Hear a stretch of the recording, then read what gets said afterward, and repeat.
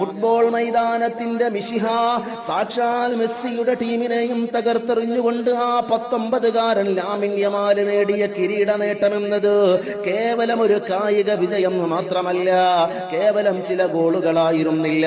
പാർശ്വവൽക്കരിക്കപ്പെട്ടവരുടെയും വേരുകൾ അറുക്കപ്പെട്ടവരുടെയും അടിച്ചമർത്തപ്പെട്ടവരുടെയും വിമോചനത്തിന്റെ മനോഹരമായൊരു കവിത കൂടിയത്രേ.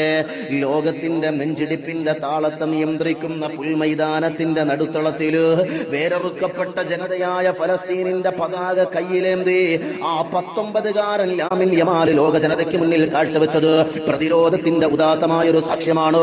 അടിച്ചമർത്തലുകൾക്കും വംശീയതയ്ക്കുമെതിരെ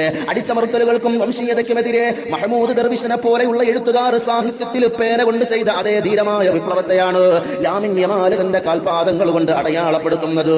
മർദിത പീഡിത ജനതകൾക്ക് വേണ്ടി കാലം ഇന്നോളം ഒരു ഗോൾ വലയും കിലുങ്ങിയിട്ടില്ലെങ്കിൽ കാലം ഇതിനെ അടയാളപ്പെടുത്തട്ടെ.